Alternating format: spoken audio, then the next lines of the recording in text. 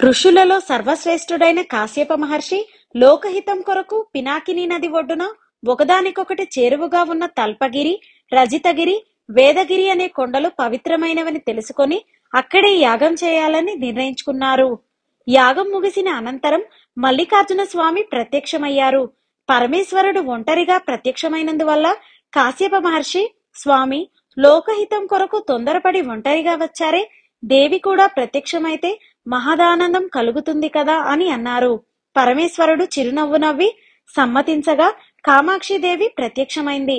మహర్షి మల్లికార్జున స్వామిని, కామాక్షిదేవిని అక్కడే ప్రతిష్ఠించి పూజలు చేశారు. ఆ సమయంలో తీర్థయాత్రలకు బయలుదేరిన దుర్వాస మహాముని రాజగిరికి చేరుకొని మల్లికార్జున స్వామికి, కామాక్షిదేవికి నమస్కరించారు. ముని రాకను గమనించలేదు శివుడు. అందుకు ఆగ్రహించిన ముని ప్రేమతో పిలవగానే వెంటనే ప్రత్యక్షమయ్యే ఈ ప్రదేశంలో ఆలయం యొక్క పుట్టుపూర్వత్రాలు లేకుండా పోతాయని శపించారట. ప్రళయం వచ్చి పినాకినీ నది ఉప్పొంగి ఆ ఉప్పెనలో మల్లికార్జున స్వామి, కామాక్షిదేవి విగ్రహాలు కొట్టుకుపోయాయి. పచ్చని పైర్లతో ఎంతో సమృద్ధిగా ఉన్న జొన్నవాడ ప్రదేశంలో పశువుల కాపర్లు తమ పశువులను మేపుతున్నారు. వారిలో ఒక చిన్న పిల్లవాడు భూమి నుండి ఏదో ప్రకాశాన్ని చూశాడు. అక్కడ భూమిని తవ్వగా ఒక శివలింగం ఎంతో ప్రకాశవంతంగా కనిపించింది. వెంటనే ఆ బాలుడు పరిగెత్తుకుని వెళ్లి గ్రామ ప్రజలను పిలుచుకొని వచ్చి ఆ శివలింగాన్ని చూపించాడు. ఉప్పెనలో కొట్టుకుపోయిన శివలింగమని గుర్తించి ప్రజలు దాన్ని అక్కడే ప్రతిష్ఠించారు. స్వామితో పాటుగా దేవి కనిపించలేదని బాధపడ్డారు. మరికొద్ది రోజులలోనే ఆమె జాడ తెలిసింది వారికి. పినాకినీ నదిలో చేపలు పట్టడానికి ఒకరు విసిరిన వలలో అమ్మవారి విగ్రహం దొరికింది.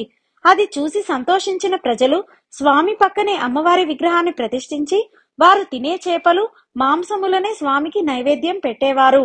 ఆ మాంసాహార నైవేద్యం అమ్మవారికి బాగా నచ్చినట్టుంది. దాంతో రాత్రిపూట బిగ్గరగా నవ్వుతూ ఉగ్రరూపంలో అరుస్తూ సన్నిధి వదిలి ఊరిలోకి వచ్చి ఆవులను, కొంగలను, కోళ్లను చంపి ఆహారంగా తినేదట. ప్రపంచాన్ని కాపాడవలసిన ఆ తల్లే ఇలా జీవరాశులను నాశనం చేయటం చూసి ఈ సంగతిని ఎవరికి చెప్పాలో తెలియక ప్రజలు అయోమయంలో పడ్డారు. ఆ సమయంలో అక్కడికి ఆదిశంకరాచార్యులు వచ్చారు. మల్లికార్జున స్వామిని, కామాక్షిదేవిని దర్శించుకొని పూజించారు. ఆ రోజు రాత్రి ఆ ఆలయంలోనే ఉండి ఉదయాన్నే బయలుదేరాలని ఆయన నిర్ణయించుకున్నారు. ఆ దేవి ఆదిశంకరుణ్ణి కూడా హింసిస్తుందేమోనన్న అనుమానంతో ప్రజలు భయపడిపోయారట. అమ్మవారి గురించి, ఆమె మాంసాహార ప్రీతి గురించి వారు ఆదిశంకరునికి తెలిపారు. ఆమె వెళ్లే మార్గంలో ఆదిశంకరుడు పడుకొని ఉంటే ఆయన ప్రాణాలకు హాని జరుగుతుందని ప్రజలు వారించారు. జాగ్రత్తగా ఉండమని చెప్పారు. ఆదిశంకరుడు మీ పశువులను ఆ కామాక్షిదేవి భుజించకుండా ఉండేలా చేస్తాను అని మాటిచ్చారట. అర్ధరాత్రి దేవి బిగ్గరగా నవ్వుతూ ఆలయం నుండి బయటకు వెళ్ళింది. దారిలో పడుకుని ఉన్న ఆదిశంకరాచార్యులని తప్పుకోమని హెచ్చరించింది. ఆదిశంకరుడు ఆ దేవిని ప్రసన్నం చేసుకోవాలని స్తుతించారు.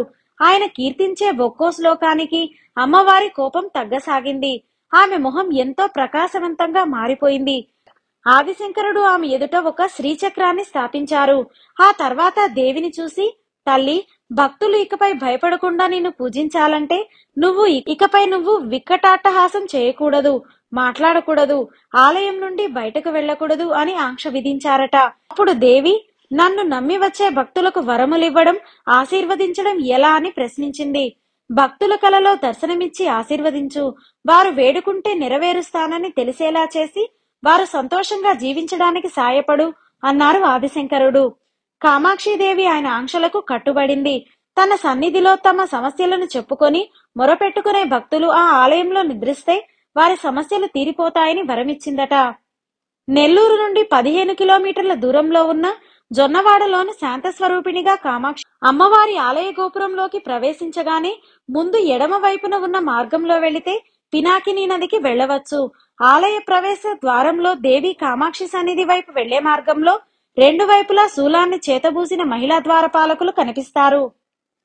లోపలికి వెళితే విశాలమైన లోగిలి, దాన్ని దాటి వెళితే ముందుగా కళ్యాణ మండపం వస్తుంది. కళ్యాణ మండపానికి కుడివైపు కామాక్షిదేవి గర్భగుడికి వెళ్లే దారిలో బలిపీఠం, ధ్వజస్తంభం ఉంటాయి. ధ్వజస్తంభం ముందు ఒక పెద్ద నంది, దాని పక్కనే చిన్న నంది ఉంటాయి. లోపలికి వెళ్లగానే ఆలయ మండపంలో చాలా స్తంభాలు ఉంటాయి. ఆలయ పురాణం శిల్పాల రూపంలో తెలిసేలా అమర్చారు. అర్ధమండపం త్వరగా వరుసగా గర్భగుడులు ఉంటాయి. కట్ అర్ధమండపం తర్వాత వరుసగా గర్భగుడులు ఉంటాయి. మొదటి గర్భగుడిలో లక్ష్మీ గణపతి, ఎడమ వైపున చిన్న మహాలక్ష్మి విగ్రహం ఉంటాయి. గర్భగుడిలో మల్లికార్జున స్వామి కొలువై ఉన్నారు. చిన్న లింగం, వల్లి, దేవయాని సమేత సుబ్రహ్మణ్య స్వామి కొలువై ఉన్నారు. అఖిల జగత్తును కాపాడే కామాక్షిదేవి ఈ క్షేత్రంలో నిల్చున్నట్లు మనకు దర్శనమిస్తుంది. చిరునవ్వుతో ఉన్న ముఖారవిందం, కరుణభరితమైన నయనాలతో, సర్వాలంకారాలతో దర్శనమిస్తుంది. 4 హస్తాలతో ఉన్న అఖిలాండేశ్వరిపై 2 చేతులలో అంకుశం, పాశం ఉంటాయి. కింది 2 చేతులలో ఒకటి అభయహస్తంగాను, మరొకటి శరణాగతి పొందమని చూపినట్లు ఉంటాయి. ఆ తల్లిని చూడటానికి 2 కళ్ళు చాలవు. ఆ దేవి ఎదుట శ్రీచక్రం స్థాపించిన ఆదిశంకరాచార్యుల వారు చేతిలో ఒక దండంతో దర్శనమిస్తారు. బయట ప్రాకారంలో గణపతి, వల్లీ దేవయాని సమేతుడైన సుబ్రహ్మణ్య స్వామి, పసుపు రాసిన ముఖారవిందంతో దుర్గాదేవి చిన్న మండపాలలో దర్శనమిస్తారు. దుర్గాదేవి పక్కనే నవగ్రహాలు కూడా ఉంటాయి. ఈ క్షేత్ర దర్శనానంతరం బయటికి వచ్చేటప్పుడు మానసికంగా ఎంతో ప్రశాంతత లభిస్తుంది. ఇక్కడ ప్రతి ఏటా ఏప్రిల్, మే నెలలో దేవి కొలువై ఉంది.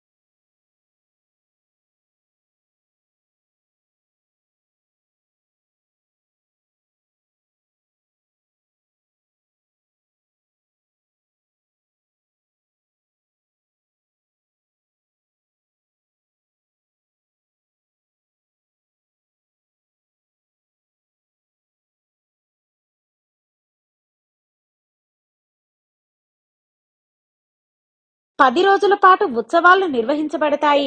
ప్రతి శుక్రవారం అమ్మవారి సన్నిధికి పెద్ద ఎత్తున ముత్తైదువులు చేరుకొని పూజలు చేస్తారు.